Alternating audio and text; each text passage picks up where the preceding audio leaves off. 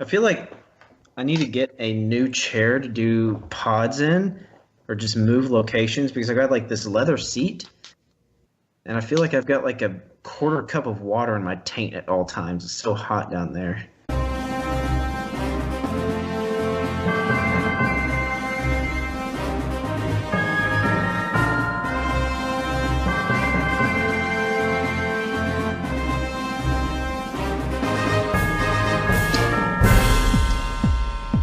Did you see the Huns?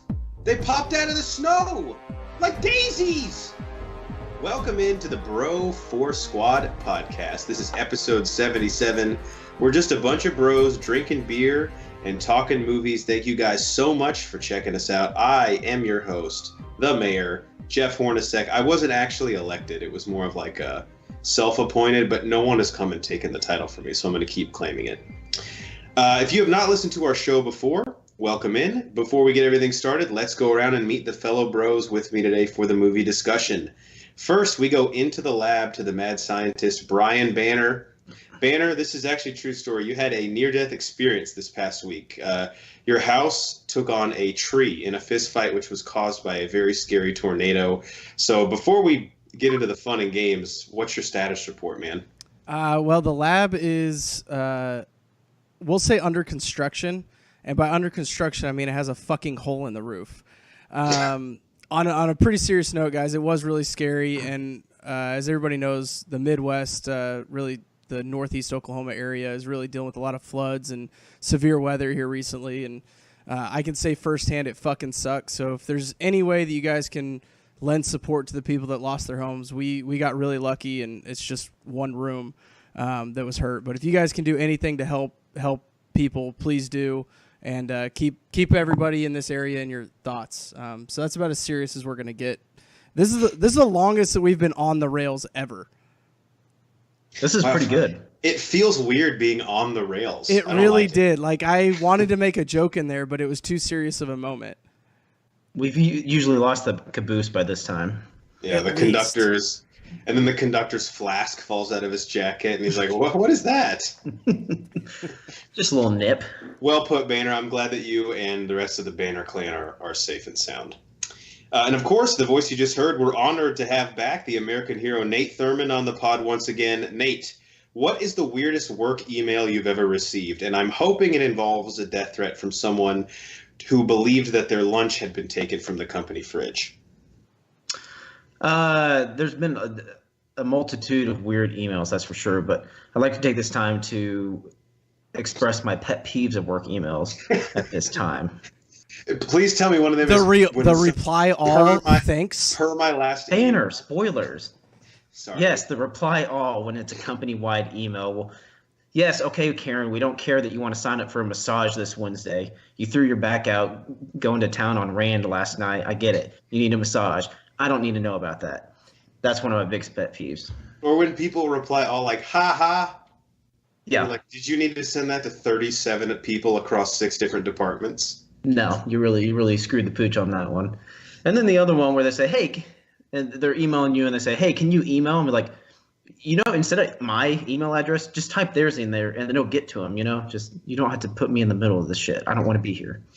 It's like a kid between divorced parents. Like, who are you spending Christmas with? Don't drag me into this. Hey, can you email so-and-so and ask if they're done with this Excel sheet? You want to just fucking email them yourself and be an adult? By you emailing me, I know that your internet works. So why? Yes, it's working. It's confirmed. Why now am I your errand boy? I love the passive-aggressive when someone doesn't fucking read your email and you respond with, per my last email. Classic. It's like the kind of way of saying, read, dipshit. Or please see attached.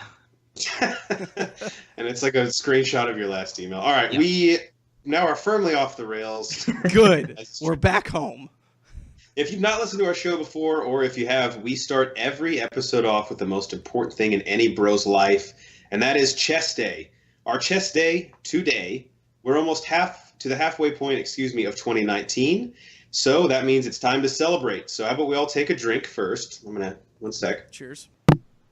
Can you hear that? If you're not driving at home, take a drink as well. And in the past, we've done, I'm pretty sure something similar to this the last 3 years, where it's basically like a halftime of sorts, a little bit earlier, but right before the summer movie season really takes off, we'd like to sort of reflect on the movies thus far in 2019.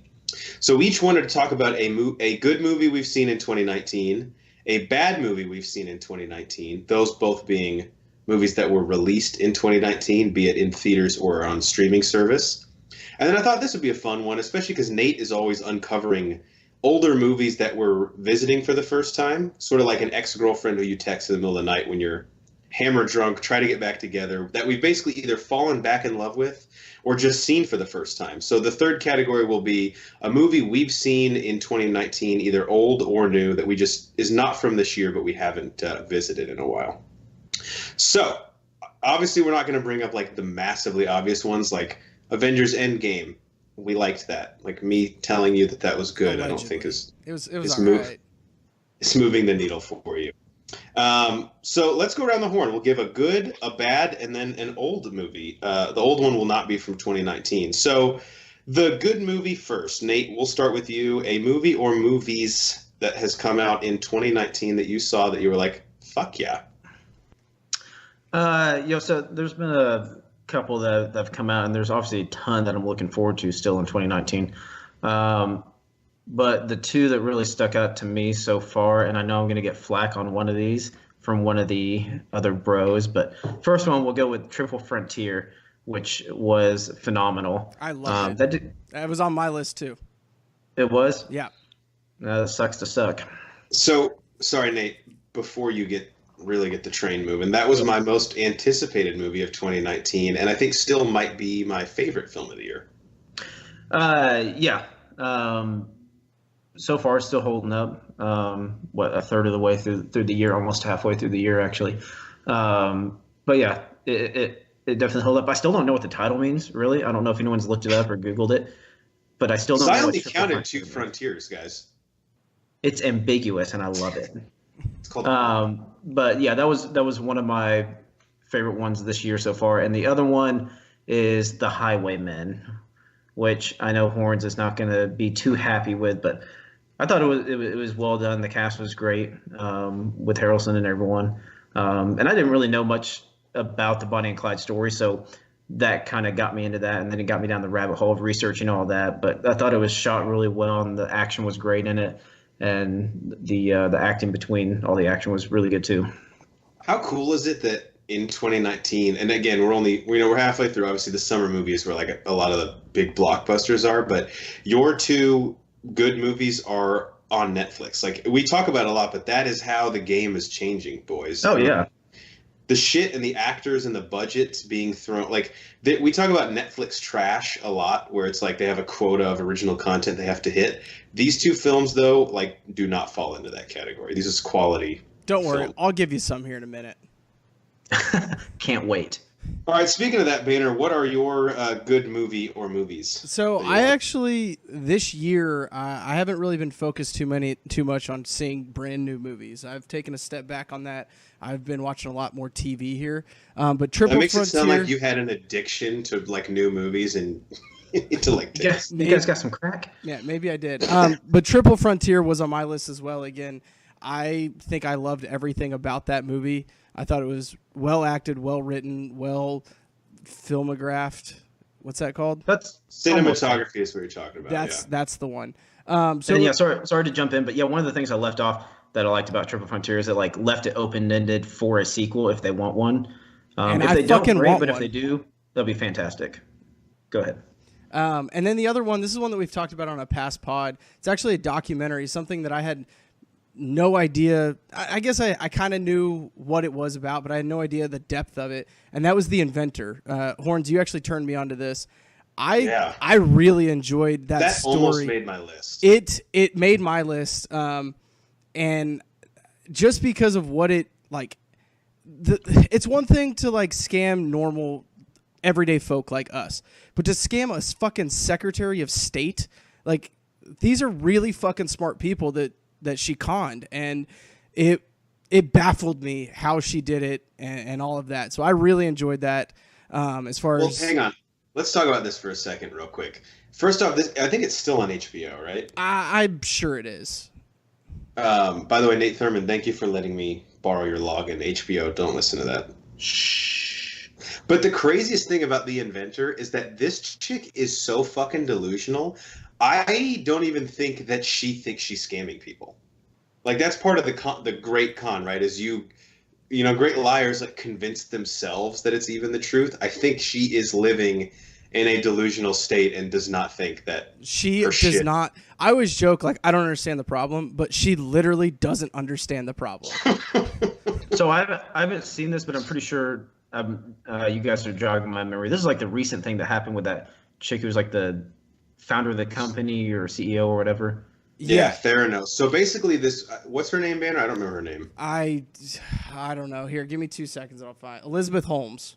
Elizabeth Holmes. So she invented a company called Theranos, which basically their selling point is they will revolutionize blood testing, where instead of needing like ounces of your blood to be drawn through like a normal IV or a needle, they can just prick your finger and with one little drop of blood can test you for like hundreds of diseases. So when I go to my general practitioner, he always makes me get a boner and extract it from there because that's where the most blood is. Is that not right? No, that is common medical that's fine. practice. Yeah. That's the problem with The Inventor, is that she was trying to go away from that. And we know that is the best practice. And I was even saying there's no appetite for this. People want it done the old-fashioned way, through the dick. Call me old-fashioned.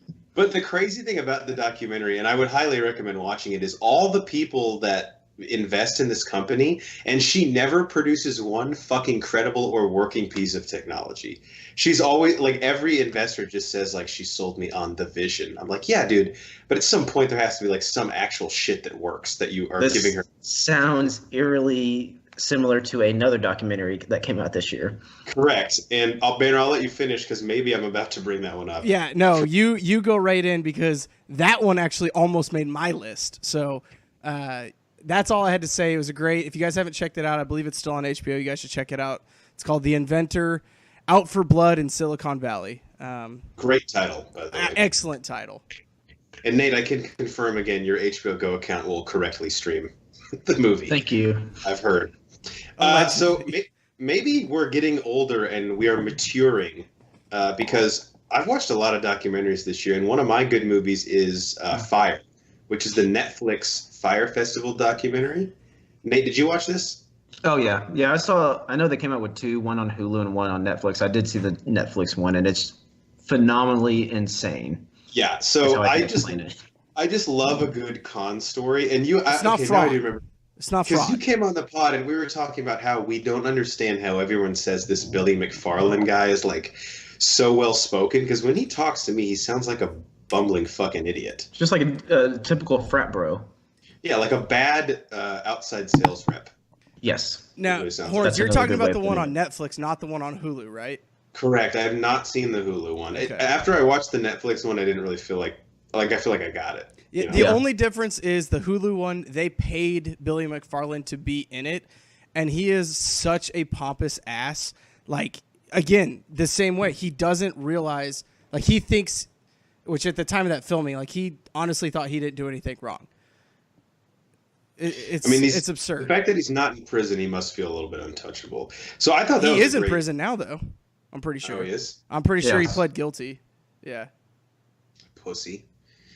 But the Fire one was great, and also it was cool because I remember, I mean, it's obviously not that old, but I vividly remember that blowing up on social media. So it was kind of cool to see the inner workings and the people that were a part of the festival, like talking about how big of a shit show it was.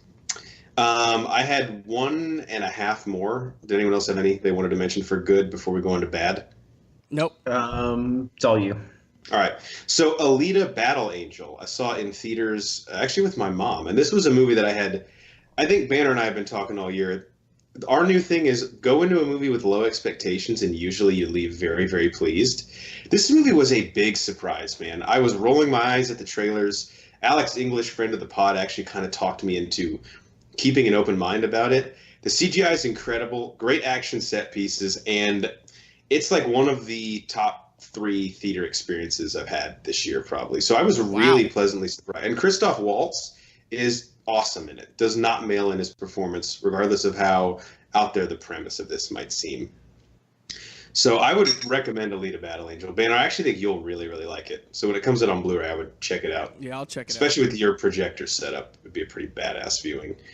And then last thing, I just wanted to give a quick shout out. Don't have much to say about it, but because Ronnie Cycli and I, did a review on it. But Jordan Peele's Us, very thought-provoking movie. And the more that this movie sits with me, the more thoughts I have on it. And I really, really liked it. So not a surprise there that Jordan Peele's 2 for 2. Yeah, it's well known I don't like scary movies, and whenever I saw the trailer for that, it kind of freaked me out, and it didn't seem like a movie I want to see. But because Peele did it, I really still want to see it. I haven't seen it yet. Pull the trigger. I don't know. But it freaked me out. I will be honest. Unlike Get Out, this one is a straight horror movie. Yeah, that's kind of what it looks like.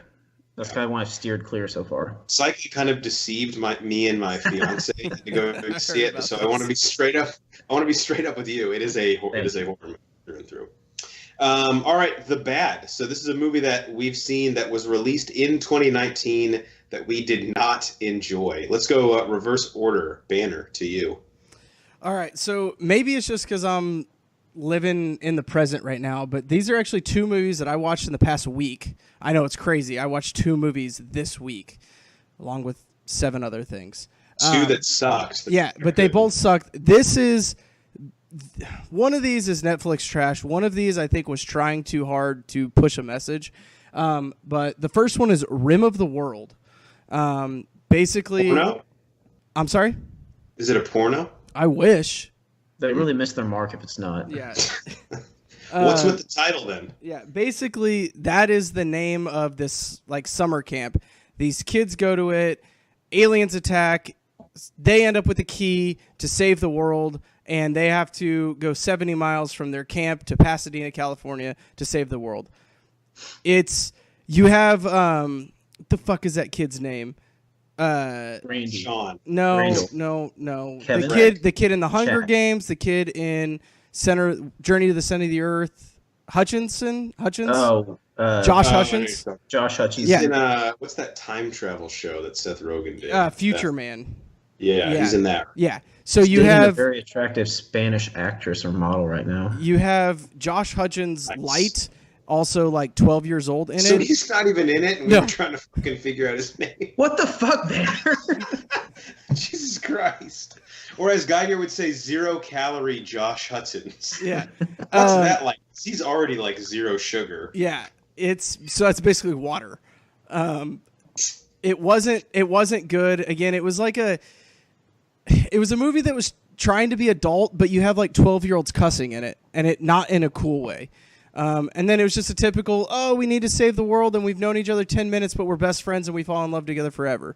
Just wasn't believable. Really bad movie. Now, the next one, All right, real quick. How was the CGI or the effects bad? Because it sounds like it is relying on special effects. No, it did rely on special effects, and it did not work. They were bad. All right. Especially with, you have Netflix putting out these movies or even these TV shows that have really good CGI and special effects. This movie did not live up to any of that. Then you have this movie called See You Yesterday. Have you guys seen this? Yesterday. I have not. This is also a Netflix original? This is also a Netflix movie.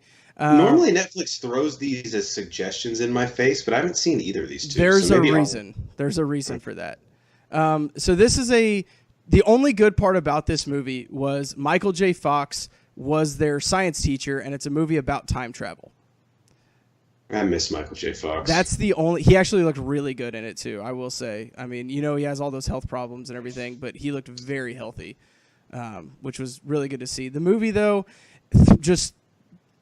we don't get very political on this show, but it throws race and black versus white in your face way too much, and them using time travel to try and change the past to make a different outcome happen, and they just keep fucking it up. And it honestly looks like a sophomore at USC made this movie, and instead of like, okay, you made this movie, we like it, let's give you money to enhance it and make it good, they just put that out.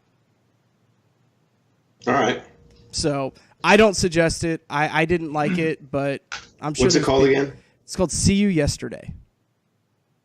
Too artsy of a title too. Yeah, if you're gonna watch one of those two, watch Rim of the World, because that one honestly we could do a really funny commentary on. Rim Job of the World. Got it. Got it. Wrote it down. I will Google that tonight. All right, Nate. What is the bad for you in 2019, if there is any?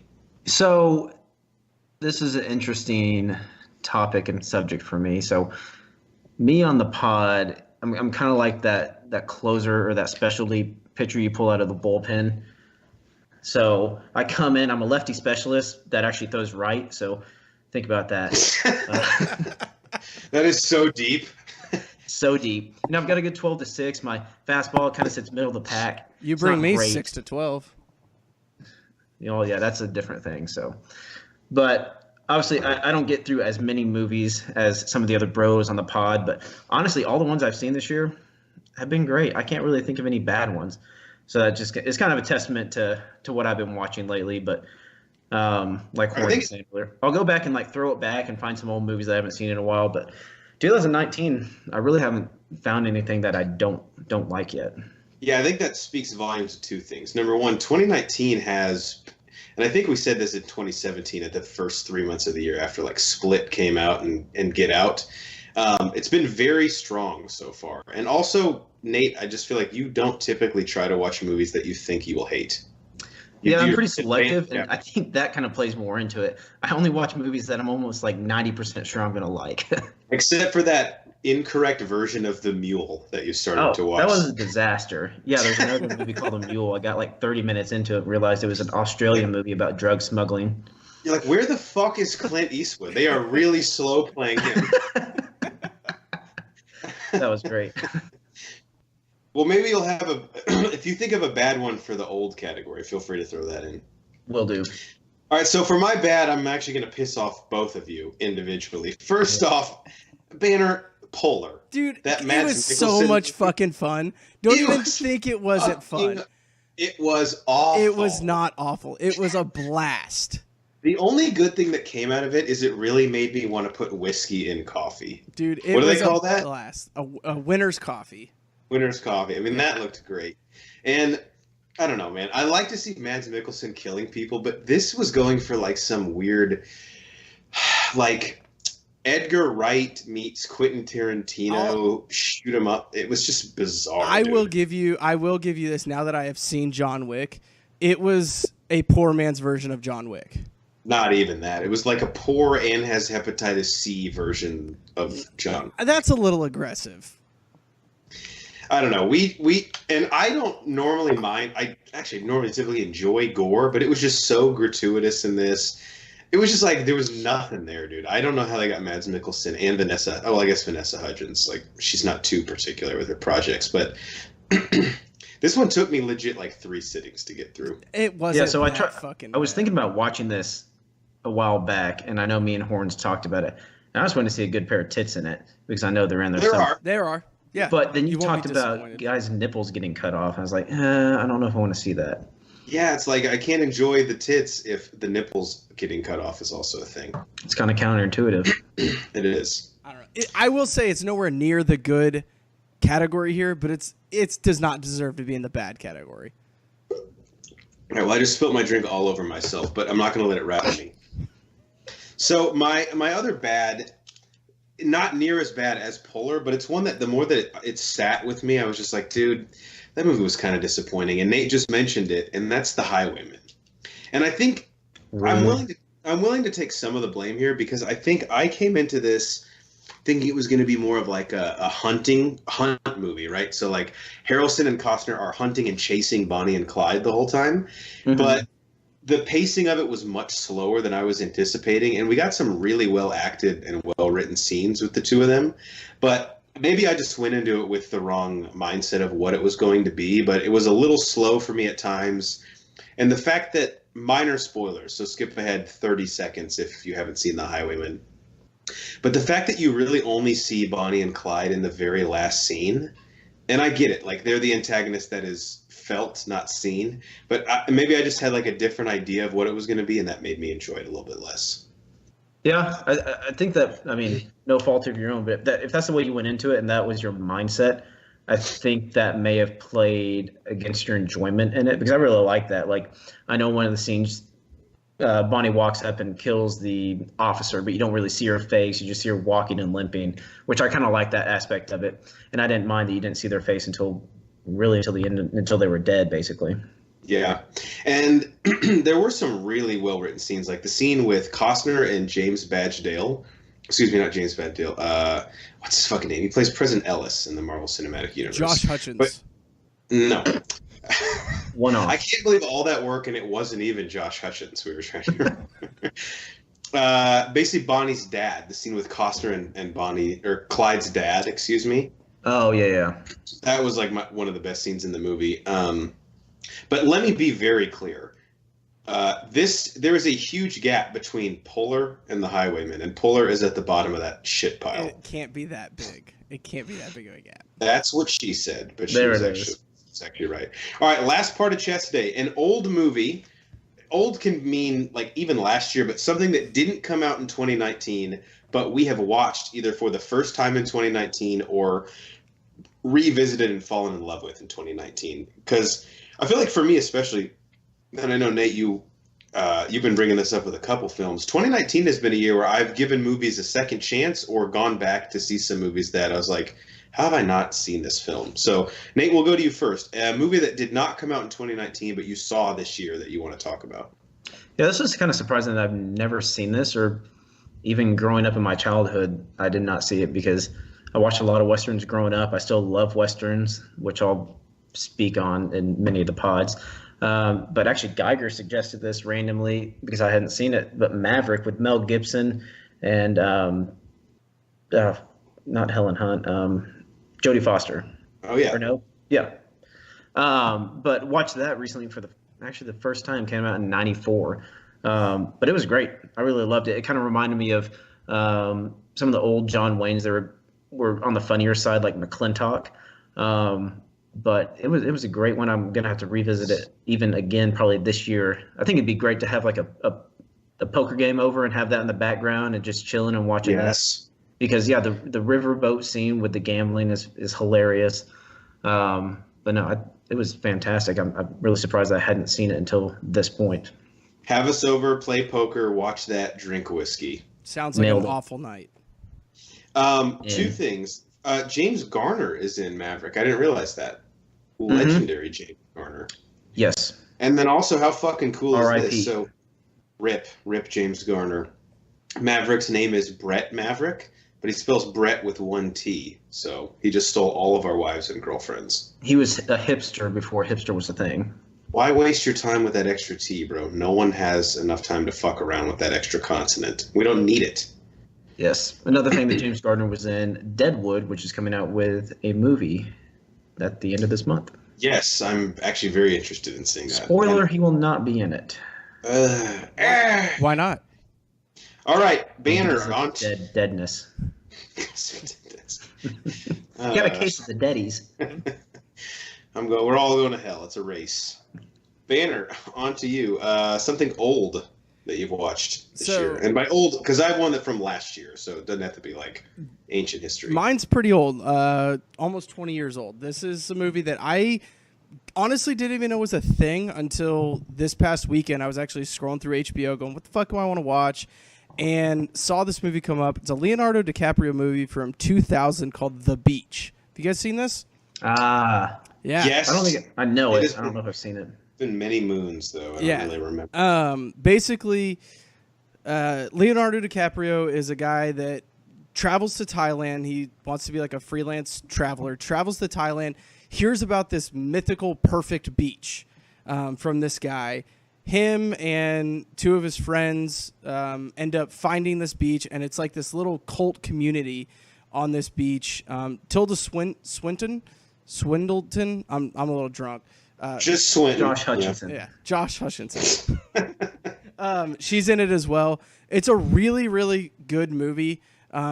Basically about this cult that lives on this island in Thailand and how they get involved in it and then ultimately end up leaving and why they end up leaving, and they all kind of go crazy. And it was I really enjoyed it, actually. It was a movie that I had never seen, didn't even know it was a thing until a week ago, and watched it, and I want to go to Thailand now.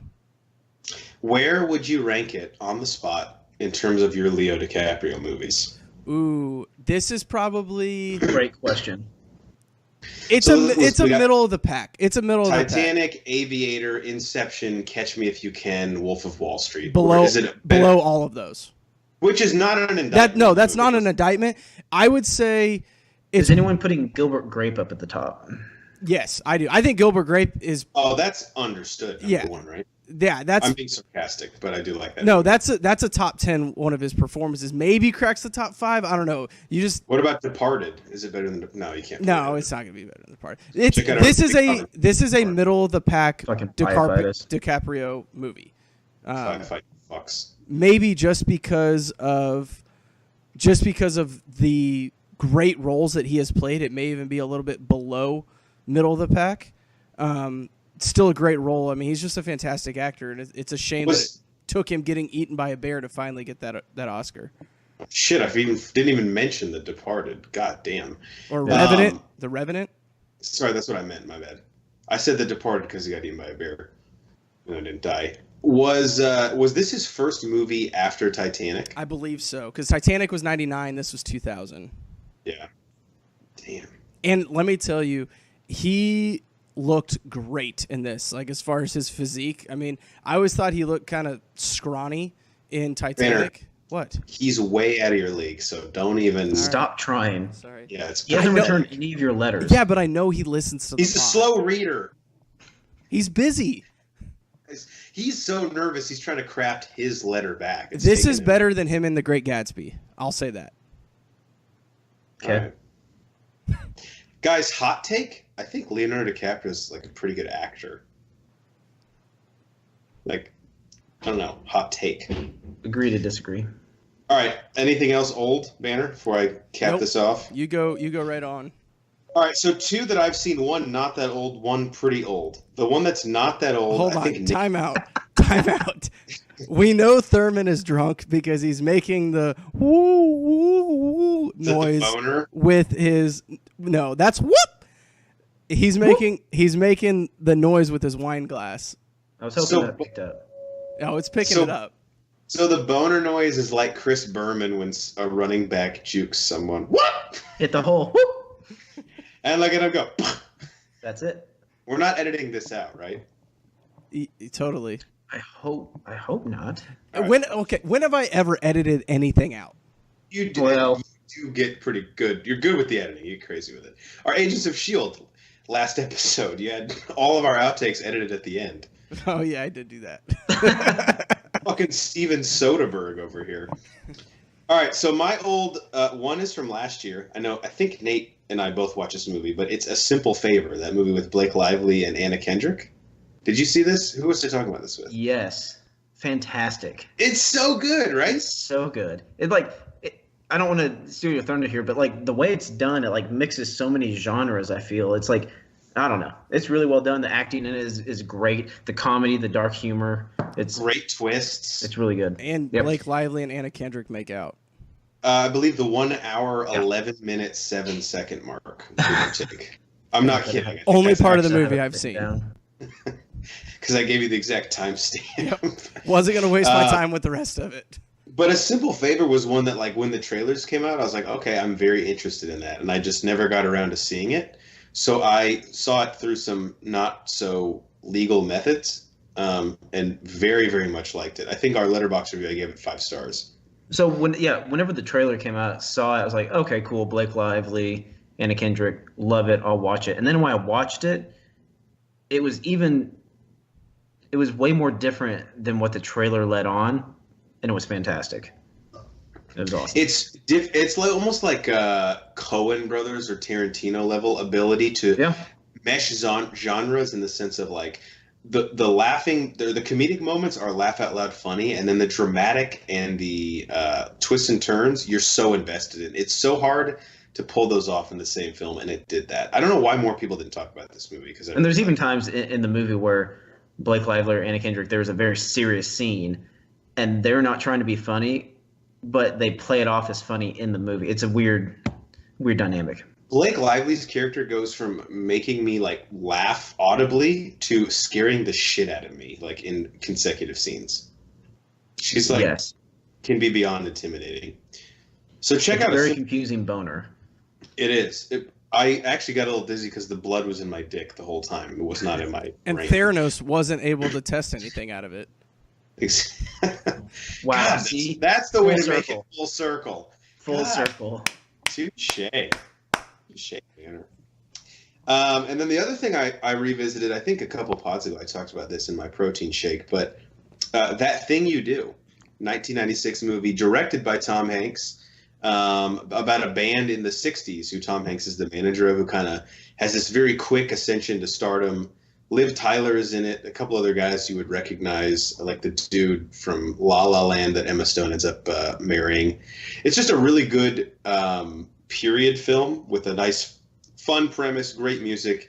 And I know Geiger always says this, but I love to see like the turmoil and the tribulations that a band goes through when they get famous, like the jealousy and the fights. And like, I want to be famous, cool, and like yelling at other people because they brought me the wrong mocha frappuccino, basically. And that's what that foam. I said high foam. What the Okay, fuck too is much foam. Jesus, yeah, I'm not trying to just drink the foam. So That Thing You Do, 1996. Most people have probably seen it. I had seen it before, but kind of fell back in love with it this year. All right, anything else you guys want to add before we move on? Okay. No. Next question. Let's go fuck myself. And that brings us I to plead our the fifth. protein shake, which is the second part of our show where we go around and talk about what's in our cup, also known as what have we watched lately. Banner, I know you have watched a lot, and enough to where we can divide it into TV and movies. So why don't you go through the TV first? Okay. Then we'll let us go, and then you can finish us off with the movies portion. So what television-wise have you watched this past week? First, I'm just going to get out of the way. Obviously, it was Rim of the World, The Beach, and See You Yesterday. I already talked about those, but I did watch all of those within the last week. TV-wise, I watched the third season of Frontier. Guys, hot take, and Finally. I know. Me and Geiger had a fairly heated text message altercation about this. Jason Momoa, not a great actor. Sue me. So, why do you not think he's a great actor? I think that he was not good in this. I think the last 3 or 4 things I've seen him in, Braven, which I think you would agree, not good in that. Well, that's not a word, so that's different. Aquaman, he's not good in that. And then Braven's horrible. Yeah, and then he's Frontier, this third season, I mean, part of it's the writing. They just completely changed his character, but he did not do well in it, and the whole fucking season was stupid. And this is one I didn't like it at all. I didn't like it one fucking bit, and I don't do this often, especially 3 seasons in. But if we get a 4th season, I don't know that I'll watch it. Wow. I've been praying for a 4th season. I thought it was terrible. I did not like it at all. The Michael Smith storyline kind of intrigues me, but I'm fucking. That's the part I hated the most about it. Isn't Michael Smith on Pardon the Interruption? Or Around the Horn? Something like that. Different Michael Smith though. This one's Irish. That one's what they dumb. did with Michael Smith in this season was fucking ridiculous. They had him going back and forth, jumping over the fence so many times. It was just too confusing, and it really depleted his character, and I didn't like it at all. Well, I didn't like Momoa and going to fucking Scotland and all that bullshit. And then meeting the Portuguese people. I could keep. It was fucking stupid, man. I did not like it at all. I'm gonna back off because we could keep going on this for a minute. So, well, I mean, I don't want to stoke the flames, but bet you won't hit them. So now, real quick, I've heard of Frontier. Geiger obviously is a big proponent of it. Thurmond, of course, loves it. Is this a Netflix original? Because now I'm kind of interested in season 3. So it's like a Netflix and some Canadian network. Canadian Discovery, I think. Yeah, it's like a co-joint deal. I think Canadian Discovery started it, and then Netflix jumped in on it, and now they're doing like a co-deal. It's up in the air whether season 4 is coming out. Jason Momoa has been quoted as saying it will, but Netflix and Canada Discovery have not confirmed that. Interesting. The first two seasons are great. The first season especially, I thought was fantastic. This third one, it lost me. Barney, you always complain about me not being on your side, and it's because of things like this. You're never on my fucking side, though. All right. Pick the right side. Next thing I watched the 4th season of Ballers. Just took me a while to get around to it.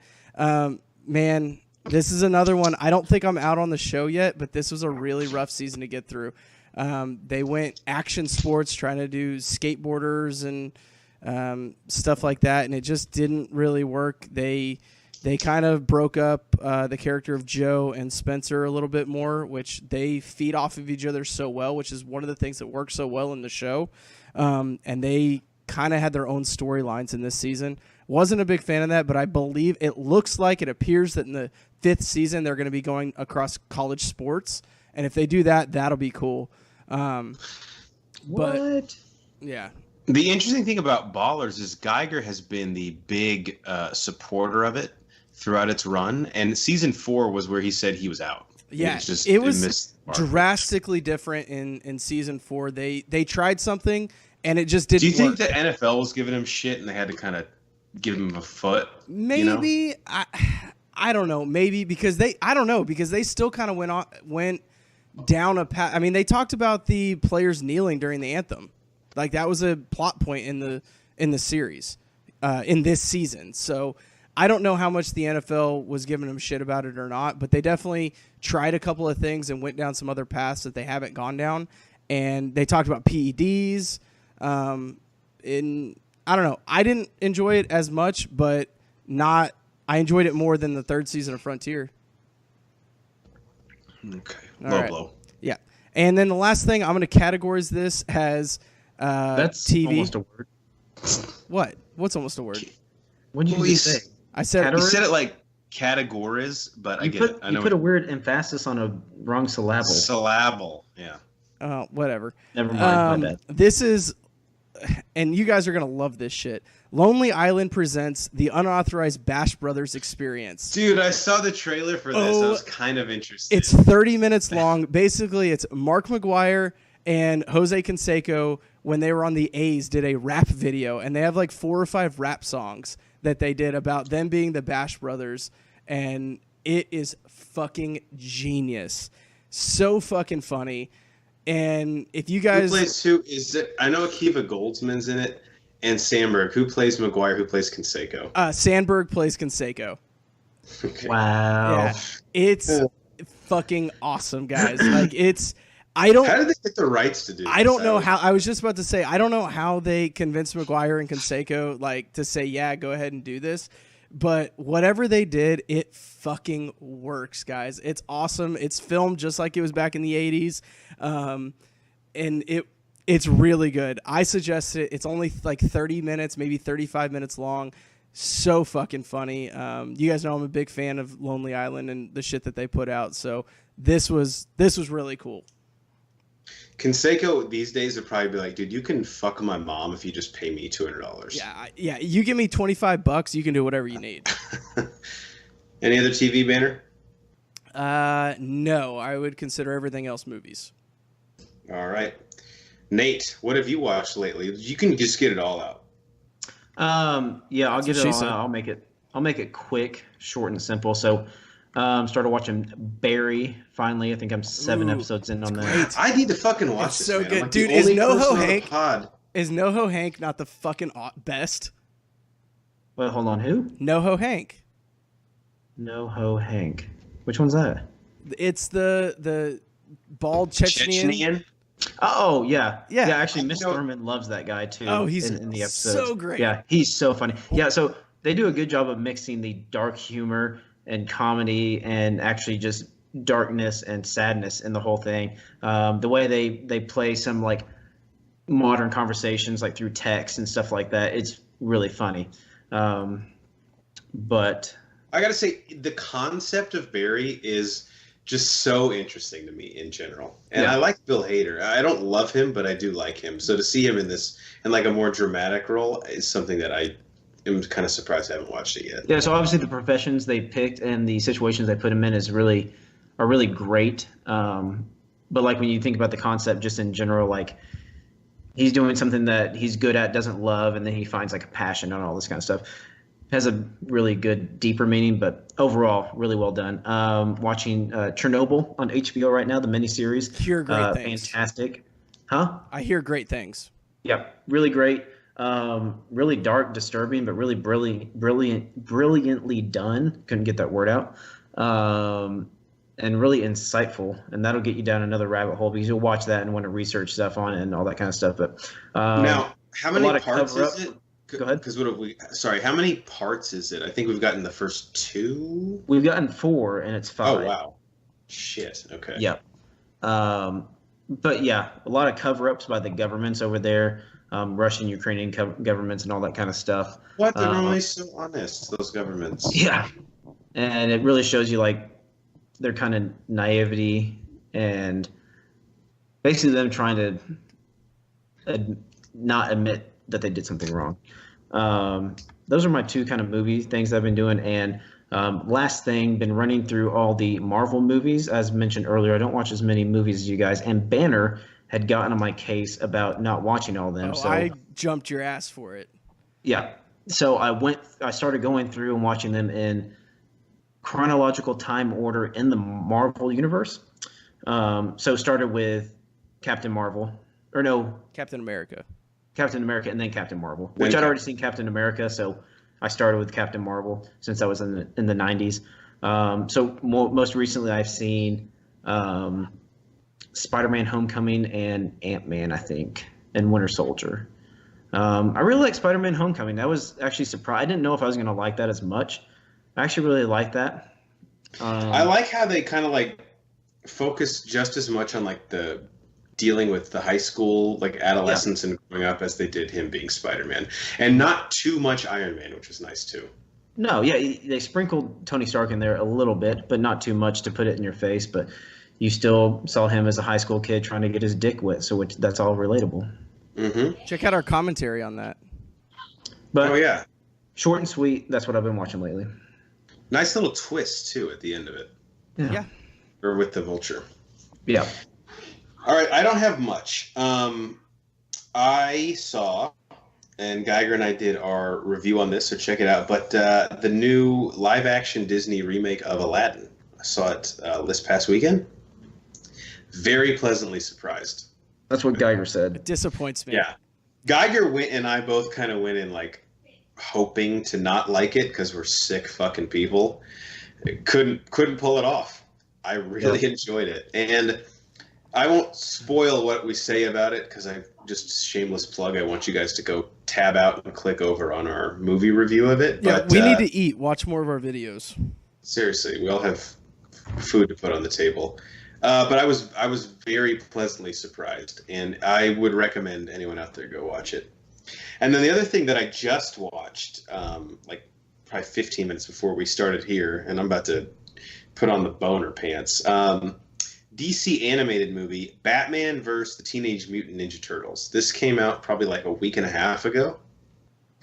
Now, we're pretty big fans of DC animated on this pod. If you even go back to like the very beginning of this podcast, 3.5 years ago, Banner and I have done a Justice League Dark review, Son of Batman. Maybe we did another one, but we definitely did those two. And this movie just continues to uphold that tradition of solid output because it was fucking awesome.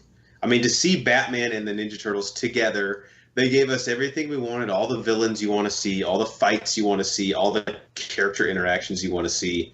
Check out our Letterboxd review on it because I don't have superlatives in the time that I have here to speak about it, but I could not recommend this movie enough. It's a little long for a DC animated movie. It's like an hour, 25 minutes. Ooh. And I would recommend watching every second of that because there is a post-credit scene that I am so excited about. It's something I've never seen in any of the comics. I think they conceptualized this like all on their own. I don't know where they're going with it, but the idea of what they would do in the sequel has me so fucking intrigued. Obviously, I won't spoil it here, but Banner, I'll tell you once we get off pod if you want. Yeah, but the post-credit scene happens, and I was like, what the fuck? That would be so goddamn cool. So, Batman versus the Teenage Mutant Ninja Turtles. I'll actually link the digital rental to it in the description. I think it's only like $3 on Amazon. And I would highly recommend it, because if you're a fan of either of those two properties, which you probably are if you're listening to a podcast on movies, you're going to love this movie. I cannot recommend. All right, that brings us to the last part of our show. Whoa, I didn't finish. Oh, you didn't? I'm sorry. What the fuck, man? Don't edit that out, because I'm not sorry. So while you finish, I'm going to go use the facilities. All right, you use the facilities. So I watched 2 other movies as well. Pacific Rim Uprising. Thurman, You've really been on a rim kick. I really have. In not as good of a way as you would think. Not a sexual way. Not a sexual way. No, this is the sequel to Pacific Rim that had whatever his name is in it. But this has John Bedoya in it. Josh Hutcherson. But this, man, guys, the Pacific Rim movie's not great. It's fine. I actually really enjoyed this movie. It was a lot of fun. They did a good job of showing us what the first one was and playing off of that. And I mean, at the end of the first one, you're like, okay, great. How are they going to make a second one? This is a movie that when it came out, I was like, this is fucking stupid. Like, we don't need another one. And now that we got another one, I'm actually pleasantly surprised. I enjoyed it. So if you haven't seen it, I recommend it. And then also finish this one today. Can I see the second one without seeing the first one? Yeah, they do good enough job of explaining to you what's going on. You can. There's a little bit, you may be a little bit confused because it reference events that happened in the first one. And this is on HBO as well. We'll link out HBO subscription down below in the link as well. But there's events that happen that they mention, and you're like, well, what the fuck is that? If you haven't seen the first one, you wouldn't know what that is. Another thing that I watched was a documentary, and I kind of wish Geiger was on the pod because he would love this. But it's called "The Devil at the Crossroads," and this is a story about Robert Johnson, who was a blues player who basically invented how people play guitar today, and it was the blueprint and the foundation for what blues is, which eventually became modern rock and roll, like Led Zeppelin and stuff like that. And very mythical guy. Basically, he was like a mediocre to bad guitar player, disappeared for like a year, and came back, and he was this phenomenal, arguably the best guitar player ever. And they said it's because he went to the crossroads, sold his soul to the devil to be able to play the guitar better, and came back and was just absolutely fucking phenomenal. And he died at 27. And this is something that I it's so fresh. I haven't had a chance to research this. About to go down a rabbit hole probably tonight, but it's Thurman, have you heard of this Club 27? Have not. So there is a ton of famous artists, famous singers or musicians that have all died at the age of 27. It all started with Robert Johnson. Kurt Cobain is one of them. I thought it was like a place. Yes, I have heard of this because Morrison, Yep. Winehouse, Amy Winehouse. Yep. They all died at 27, and there's this group of people that all believe that all of these people at some point in their life went to a crossroads, sold their soul to the devil, basically didn't give a shit about anything, and they all died at 27. And that's Kurt Cobain. Yep, that's the club. And so it was really interesting. It's a pretty quick watch. It's on Netflix. I suggest watching it. It's something I knew zero about going in, and coming out, I'm not going to say I have more questions than I had going in. I mean, I guess I do, but Just say it. Yeah, I'm very intrigued by the subject now, and it was very interesting. What's it called? It's called The Devil at the Crossroads. Okay, nice. I like it. Okay, but I do have a question for you guys now. Oh boy.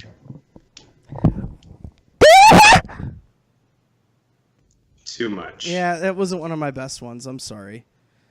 I'm sorry. It's all right. You'll get there one day. I believe what Banner is trying to ask is, and sorry, my dog is going nuts in the background if you hear her barking. And that brings us to our question and answer part of the show. Do you even lift bruh? Bruh? Where we scour the internet and pick out a question about movies that we want to discuss. And today our question comes to us from Jonathan Caro at John Caro 4, who asks, when people hear about a casting choice, they are in uproar, but most of the time it pays off. My question is, have you ever experienced a movie that you loved that you were initially apprehensive about when it was announced? So, Nate, we'll go to you first. A movie that when they said, this is being made, you said, don't fucking do that. And then when you saw it, you were like, huh. Okay. Yeah, so I actually thought about this for a while and couldn't come up with anything, and then it finally just like fucking sparked in my head that, duh. So the Jack Reacher movies that cast Tom Cruise in it, when that first came out, I'll nerd it up a little bit, but I've read like all the books of Lee Child, who wrote the Jack Reacher. Can't give me shit for reading books anymore. Cannot give me shit for reading books anymore. I kind of ruined it for myself by saying now that Nate does it, it's cool. Yeah, exactly. Come on, get on my level. But so I'd read a lot of those books, and Jack Reacher's supposed to be like 6'5", like 250, just like a specimen of a human being, and can just basically overpower anyone in any situation. Basically like Brian Banner. Sure, man, if that's the fantasy you want to live in. Is Jack Reacher a Scientologist? I don't think so. I don't think he's in anything atologist. Except the kick-ass-tologist. The kick-ass-list, yeah. So whenever they cast Tom Cruise, I was like, what the fuck is going on? Because there had been rumors going on about these movies forever, and I was like, oh, cool. And I've been like brainstorming, like, oh man, they should cast this person. But then when actually movies came out, he was actually pretty badass in them. I liked him. So I know there's a ton of books. The Jack Reacher film, the original one, or I guess the first one, is that based on one specific book of his, or is it just kind of like an amalgamation of his ass kicking in ex-military days? So the first one that came out was based on the book called One Shot, which isn't the first book that Lee Child wrote, but it was one of his more famous ones or more popular ones. Was it the first that movie's one? Just based. Was it the first one that they made a movie off of? Yeah, I knew once he started, like his tone, I was like, this is going to be a dumb question on purpose. Which, randomly enough, One Shot is the first book I read of his. I don't know why, but yeah, that movie is just based on one book called One Shot. I really liked both of those movies. I feel like the second one is incredibly underrated, but I can't. It's Jack Reacher. It's not Jack Reacher 2. It's like Never Go Back or something. Yeah, that's exactly what it is. That's actually the name of the book that they based it off of. Oh, nice. Yeah, the second one is really, really good. All that stuff just fascinates me, like the ex-military, like the court-martialing system, and like how, I don't know, man. It's really, really in depth and something we don't get a lot of films made from. So I think that in and of itself is what makes it worth seeing. So funny tidbit just about that, and then I'll end there. So Lee Child, who writes these books, is actually British, but his main character is an ex-army military police in the U.S. Army, which is kind of crazy that he writes about all this stuff in the U.S. Army. But interesting. Insane. Didn't know that. Did not know that. Banner, to you, a movie that when it was announced you were like no, and then when you saw it you were like yes. I think this is going to surprise you guys that I was like no when it first got announced. That's Jurassic World. Yep. You're protective of your Jurassic Park franchise, though, yes, so I'm not too surprised. I am. I was not excited about this, especially when I heard that they're basically like, hey, the Lost World and Jurassic Park 3 never happened. Only Jurassic Park did, and then we're going to kind of start from there. And I'm talking about the original Jurassic World, not Jurassic World 2, that atrocity, The Fallen Kingdom. I was Did you not think him and Zero Dark 30 may have gave him some credit? I just, the story of Jurassic World, I didn't want them to reboot Jurassic Park, the Jurassic Park series. I absolutely love the books.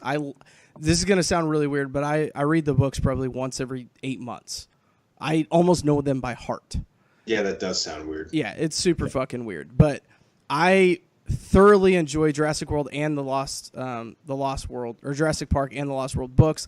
I love the movies. This was a movie that I was not excited about coming out. Then I heard they cast Chris Pratt in it, which this was before he did Guardians. This is when he was only on Parks and Rec. So I was like, okay, this guy's not going to be able to play a serious wrangler, a dinosaur guy. And all of it fucking worked. I was so happy with the result. And that's why I'm so disappointed with Jurassic World 2. I just want to throw up in my mouth whenever I see that. Check out a review of that because Banner was just as upset when he got out of the theater. I haven't seen it since. It's fucking terrible. Also, check out the Jurassic Park review, which is phenomenal. Yeah, that commentary has the best, the single funniest line in Bro Force Squad history. It's so good we can't even repeat it. We have to go watch it to listen to it. Yeah, we get points for these clicks help us, Banner. So that's what we want. Yeah. You just remember the line? He's thinking about it now. I knew what the line was. It's just the more you think about it, the funnier it gets. Also, I had how many we had like 2 Four Locos that day, right? That was like New Year's. Yeah, and we started drinking at like 11. Yeah. And I was like 2 Four Locos, and I don't know how many. You had a handle of vodka, and I don't know how much of that we drank. Probably a handle of vodka. I don't even know. That was that day and night is a blur. Good times. Yeah. I want to say the line, but I don't want to say it. No. No, don't say it. Don't. All right. Check out our Jurassic Park movie commentary, an all-timer. Banner, do you have anything else? Should I just take this question? Go from there. I mean, we have one that we both have on our list. That was Solo. We went in with super low expectations, and I actually really, really enjoy that movie. Solo, to me, John, thanks for the question, is the poster child of this. Like, it was announced, and I was like, we don't need that. And then I go see it, and I'm like, when is the fucking sequel coming out? Because it subverted my expectations that much. Very well done. Alden Ehrenreich, you're never going to be a more Han Solo than Harrison Ford, but you were very, very capable, man. And because I know Alden Ehrenreich is listening, so I'd like to speak to him directly. 2 other quick ones I have. Bumblebee, the Transformers, I guess, spinoff. Dude, I rolled my eyes so hard when that came out, I almost passed out. And then when I went to see it in theaters, great nostalgia film, like almost does 80s nostalgia, like annoyingly too much in it, but Bumblebee's a fun time in the It movies, was a lot of fun. I watched it recently. I really enjoyed it. Would you say second best Transformers movie behind the original? Yeah, it's either 2 or 3. I don't know. I like the second one too. So it's either 2 or 3. Given any day, I'll flip flop those ones. Today, yeah, I'll give you the second best. Cool, thanks. Another one which got me interested in a franchise that I've just become basically obsessed with now. We joke about it on pod, but I'm like about to get this franchise's name tattooed on my dick. And that's Mission Impossible Ghost Protocol. I love Mission Impossible 3. Rip Philip Seymour Hoffman, directed by J.J. Abrams. But when this 4th one came out, I was like, oh, so we're just going to beat it to death and, like, you know, basically try and milk a rock. But Ghost Sounds Protocol... like my summer between 7th and 8th grade year. Am I right? I mean, how can I even elaborate on it? I like this movie. Okay. You know what? On that note, we've been a Pro Force Squad podcast. For the American hero, Nate Thurmond, and the mad scientist, Brian Banner, I'm the mayor, Jeff Hornacek. Thank you guys so much for checking us out. Please follow us on Twitter at Bro4Squad. Check out all of our movie reviews. Our Batman vs. Teenage Mutant Ninja Turtles movie review is up now on letterboxd.com. Search Bro Force Squad. That's 3 separate words. Then copy and paste those 3 words and type them into iTunes, Spotify, and YouTube, and you can find all of our content and subscribe to us there. And find everything we do, our squad blog, and our bios, actually, on our website, bro4squad.com. Before we leave, Banner, what do you want to say? I was just going to say, whoop! Drawing some blood. Thank you, guys. Full We'll circle. catch you at the movies.